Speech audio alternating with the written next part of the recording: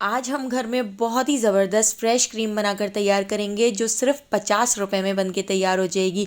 बाज़ार की महंगी क्रीमों को छोड़कर आप घर में 1 कप दूध से ढेर सारी क्रीम बना सकते हैं। रमज़ान में सबके घर में फ्रूट चाट बनती है और क्रीम वाली चाट तो बहुत ही टेस्टी लगती है। तो आप बहुत ही कम खर्च में ये बहुत ही मज़ेदार सी फ्रेश क्रीम घर में बनाकर तैयार कर सकते हैं जो 10 से 15 मिनट में बनकर तैयार हो जाती है और आप इसको 3 से 4 दिन तक स्टोर करके भी रख सकते हैं।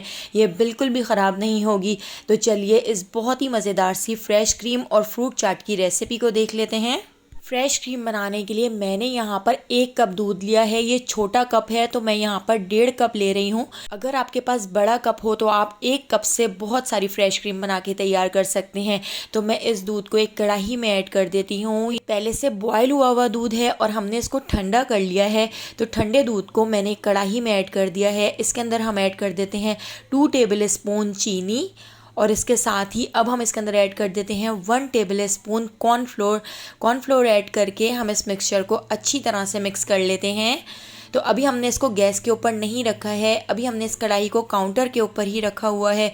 अभी बस हमने इन तीनों चीज़ों को अच्छी तरह से मिक्स कर लेना है ताकि कॉर्नफ्लोर की सारी गुठलियाँ ख़त्म हो जाएं।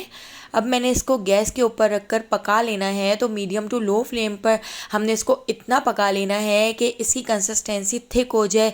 कंटिन्यू चमचा चलाते हुए हम इसको पका लेते हैं। तो आप यहाँ पर देख सकते हैं हमारा जो कॉर्नफ्लोर का मिक्सचर है, दूध है, वो हल्का सा थिक हो चुका है। तो बस हल्का सा बॉयल आने तक ही हमने इसको पकाना है। बहुत ज़्यादा हम इसको नहीं पकाएंगे वरना ये बहुत ज़्यादा गाढ़ा हो जाएगा।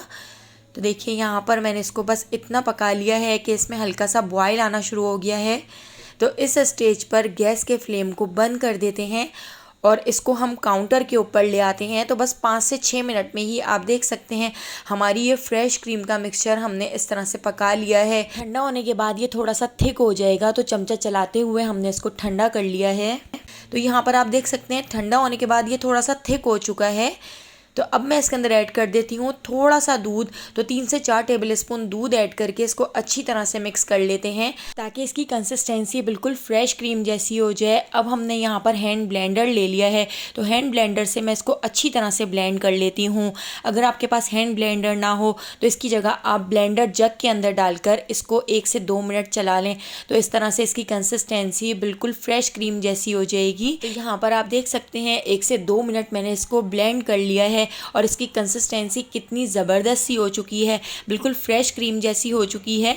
तो चलिए अब हम फ्रूट चाट बनाना शुरू करते हैं। तो फ्रूट चाट बनाने के लिए मैंने यहाँ पर 4 तरह के फ्रूट्स ले लिए हैं, एप्पल, बनाना, स्ट्रॉबेरी और मैंने यहाँ पर अमरूद ले लिए हैं। अगर आपके पास कोई और फ्रूट्स हों तो आप उनसे भी फ्रूट चाट बना के तैयार कर सकते हैं। आपके पास ग्रेप्स हों, नाशपाती हों या आपके पास पाइनएप्पल हों तो उनसे भी बहुत ही मज़ेदार सी ये फ्रूट चाट बन के तैयार होती है।